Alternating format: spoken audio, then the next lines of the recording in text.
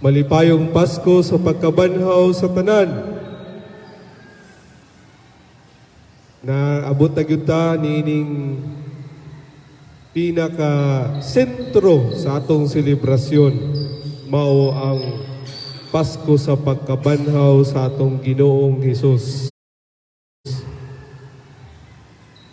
Nindot kayo ang selebrasyon tungod kay taliwala sa atong mga pag-antos, kasakit, na ay Ginoo nga nabanhaw, na ay Ginoo nga nagluwas ka nato, na ay Ginoo nga naghatag og kahayag taliwala sa kangit-ngit sa atong kinabuhi.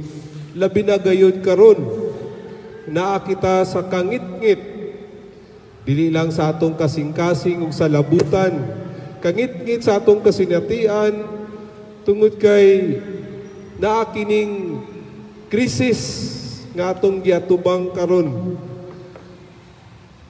Tanan nag-atubang niini tanang katawhan sa kalibutan. Ug nindot kayo nga mensahe alang kanatong tanan, labi na gayon sa pagsaulog nato nining Pasko sa pagkabanhaw. Nataliwala nining kangit-ngit na ay Ginoong Hesus nga naghatag kanatong kahayag ug mao kana ang kanunay natong pag-ampo, panghinaot ug paglaom nga kita maluwas diha sa atong kasinatian sa kangit-ngit, labi na sa kangit-ngit sa sala, kangit-ngit sa atong kinabuhi, labi na diha sa atong kasing-kasing ug sa labutan. Diha sa atong mga kasinatian, di nato ikalalis nga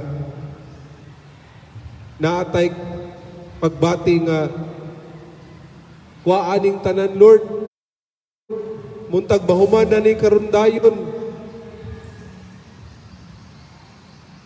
Di ta gustong pag-antos, di ta gustong sakripisyo.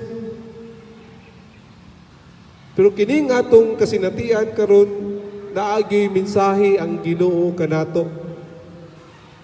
Gani si Jesus sa iyang kasinatian usab, naapod siya pagbati nga, Amahan, kuha kining pag-antos, pero iyahang gitugyan ang tanan sa Amahan. Mingon siya nga, dili ang akong pagbuot, kundi ang mo'y imong pagbuot ang matuman. Kung sama kang Hesus, mao po natong bation ug atong ibutang sa atong nahunaw kasing-kasing na dili ang atong pagbuot mo'y matuman, kundi ang pagbuot sa Dios nga Amahan. Bisan pa man sa pag-antos, kasakit ug sakripisyo, na ay mga maayong butang nga nahitabo. Labi na diha kay naalang ta sa atong panimalay, no, masinati nato nga matagaan natong value, no, ang panahon sa atong pamilya. Ang uban nga mga anak di nakalaag, pundog balay. Ganahan ang mga inahan nga naa makit-an niya permintiya ang mga anak. Napoy mga asawa, ganahan po nga naara sa balay ilahang mga bana.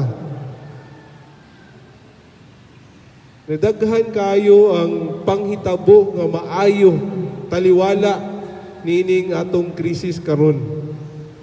Huwag mo na mga mensaheng maayo atong tang makutlo, atong mapuy-an ug labaw sa tanan nga matagaan natong value kining pagpuyo nato sa atong panimalay.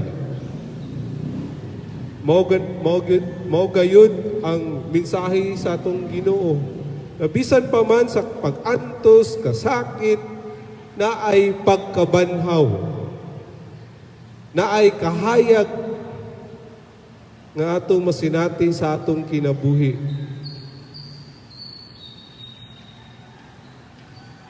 hinaot kining Pasko sa pagkabanhaw, magpadayon ang atong kinabuhi sa paglaom.